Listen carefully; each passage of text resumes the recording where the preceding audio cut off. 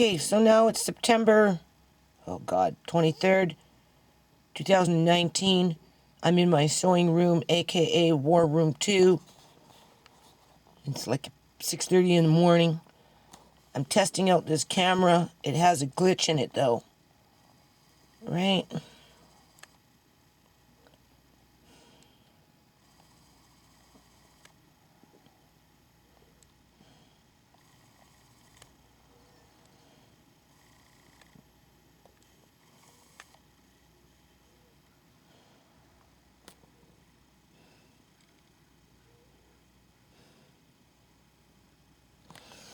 Anyway, as you can see, so what's happening here is I'm trying to have a good attitude, people. Okay. Oh, boy.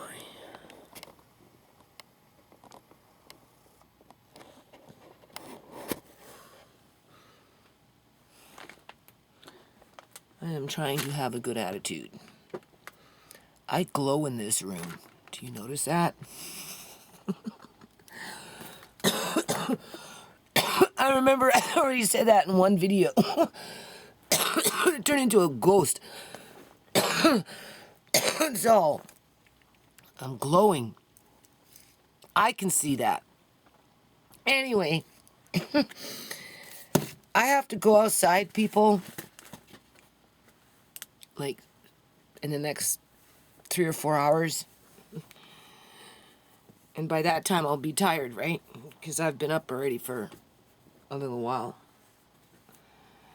And, well, I have an eye appointment in February. I see the eye doctor that I had seen before. She's a Punjabi woman. She's not too far from over here. And, February, on my birthday or something like that.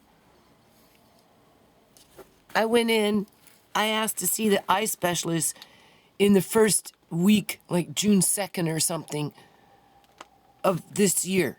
So that's June, July, August, September, October, November, December, January, February. 9 months, people, to go see an eye doctor that I've already seen. Although it hasn't been for about 2.5 years, 2 years since I've seen her.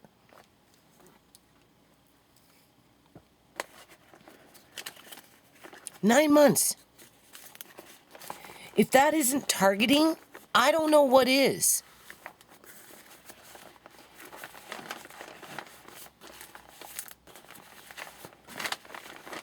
In terms of, they know I haven't seen an eye doctor in a couple of years. And they're making me wait almost a whole year just to see an eye doctor that I've already seen. And then when I go, then they all of a sudden start giving me all these eye tests, right? That's what they do. And they're pushing on your eyes as they're putting freezing agent in there, right? So that by the time 6 months goes by, you don't want nobody touching your eyes because it feels like somebody's always pushing their fingers into your eyes.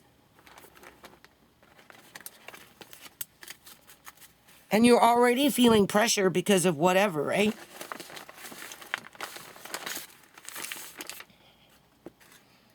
I don't know. So anyway, I am going to go and get my ladder today with my bad eyes, people.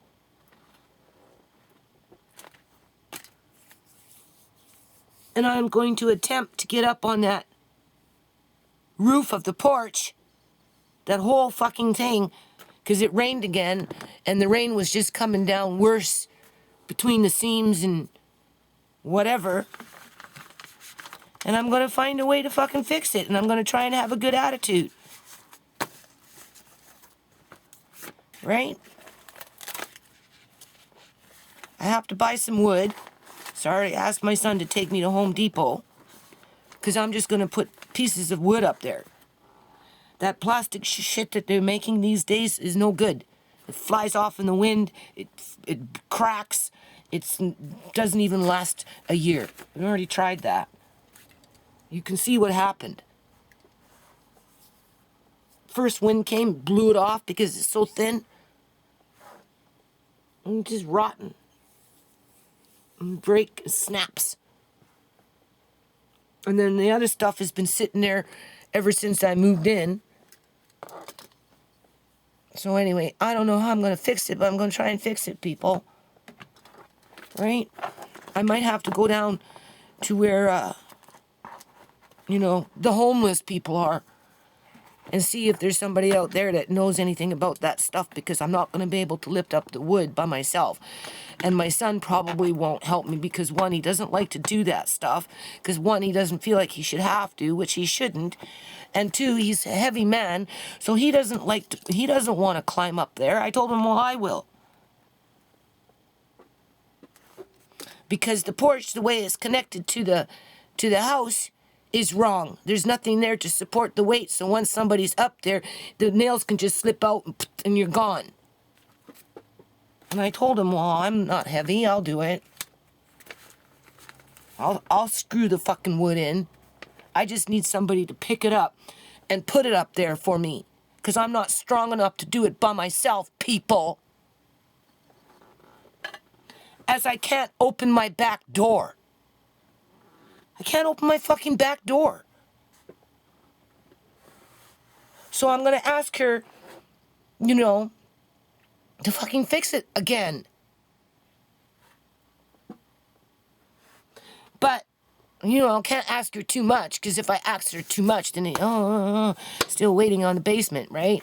But that's our fault, right? Because Edgar said he was going to do it, and then Edgar decided not to do it.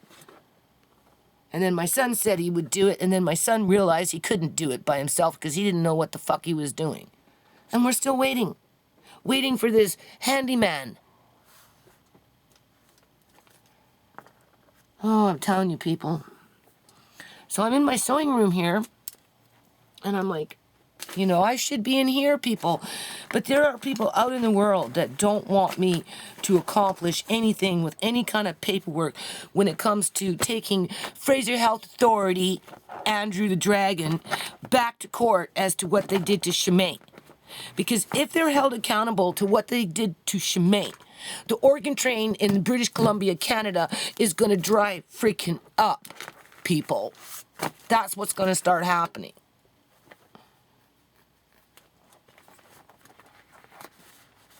And they don't want it to dry up.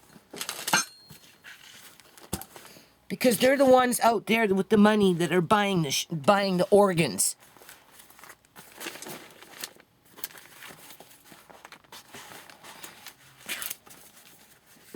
So, keep me busy.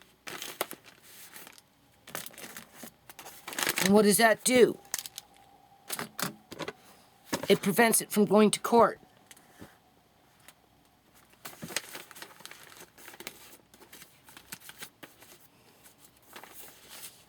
Right.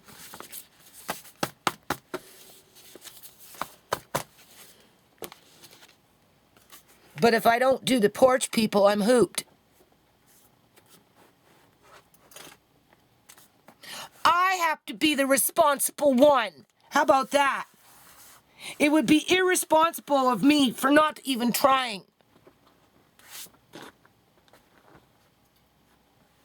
Since I'm the one that fucking lives here, right?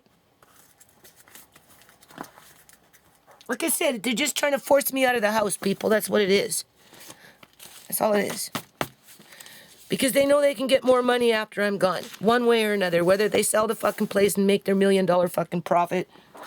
Or whether they rent the fucking house out for $3,200, $3,300, $3,400 a month, $3,500 a month. With promise to fix things.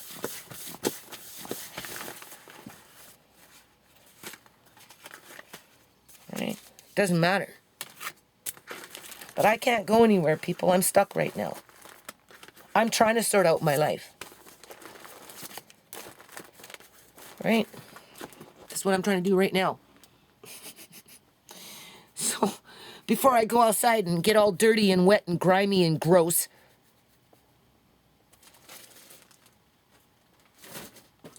I thought I'd come in here and, because I gotta get on with these diapers, people. I found the white thread. The white thread's in there. I know where it is.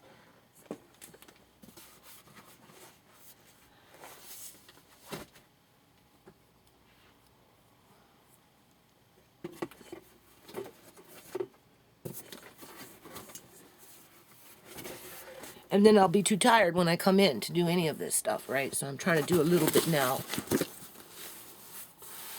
So this is the box that's going to Kitimat with the teapot in it. I had a little teapot in it, remember? So I basically have the box.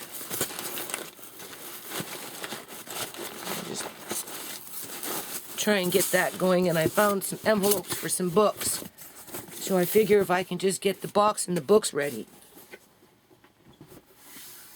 right? Well, not ready, but almost ready.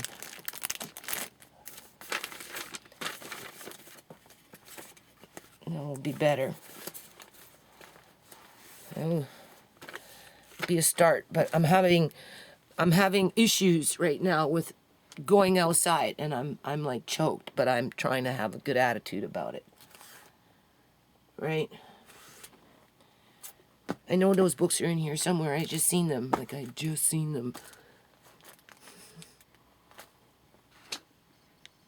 Oh God. So I don't know, I'll find them, but this book here, and I'm gonna upload this now, people, because this is gonna be my day, right? In the next 3 hours, 9, 10 o'clock, I'm outside. I'm outside, I'm on the porch. I'm running around the yard looking for wood to do porch repairs. Right? And then you see this binder? This one right here? What I'm going to do, this is how I'm going to do it, people. Since we know that there's people out there that don't want me to get the information as to what happened to Shmay out there, basically, not to mention what happened to Uncle John, right? You know, in a legitimate sense, in terms of like a court setting with a lawsuit, and, you know, the government is held to account to, you know, the fucking federal crimes that they perpetrate upon the general public for profit, personal and corporate, right? Because I already done that with Andrew the Dragon and didn't get me very far, now did it? So,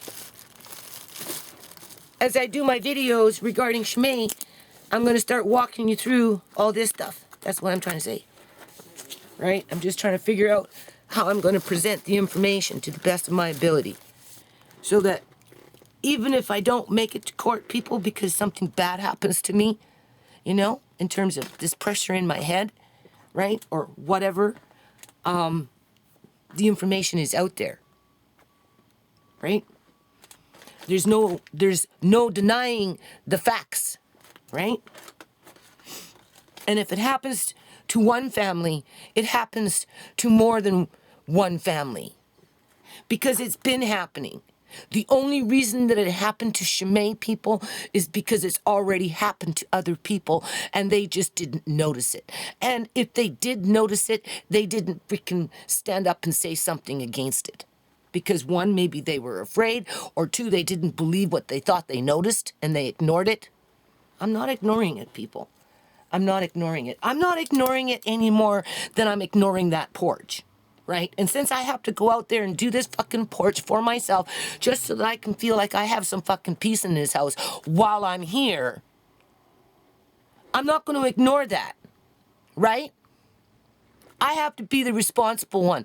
I can't take my landlords to fucking court asking them to fix a fucking porch so that they can get even madder at me and try and force me out even more out of this house. Although I don't know why they want to fucking force me out, because I'm not a bad person, other than they want more money. Everything always goes down to fucking money in at least in British Columbia, Canada. It never used to be like that so bad, people.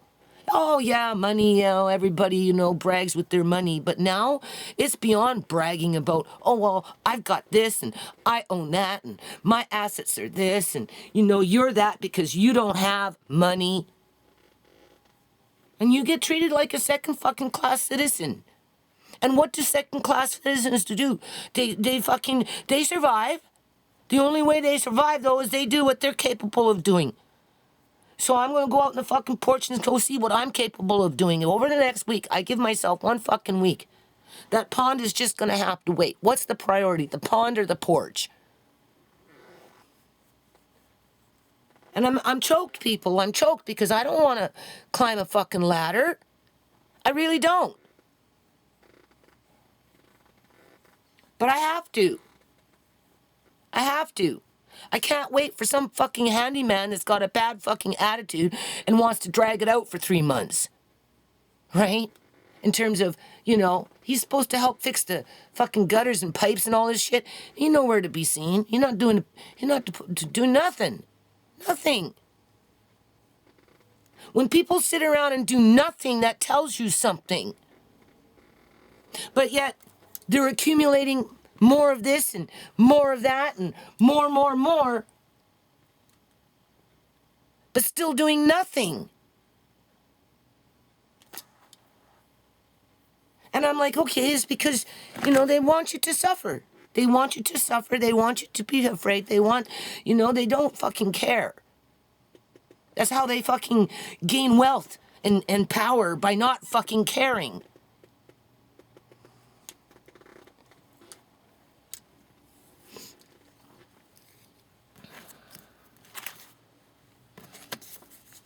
I should be in here working on this stuff, people. If my landlords cared about what happened to my family in regards to how the system treats a class below a certain level on average. I'm not saying that people with money don't ever have their children wrongfully apprehended, because some of them do, because they can afford the big fancy lawyers to get back those kids. So it's beneficial for the court system to have a rich family lose their children in the manner that I've seen my children or grandchildren be treated, by a system that's employed to protect the people, not exploit the people.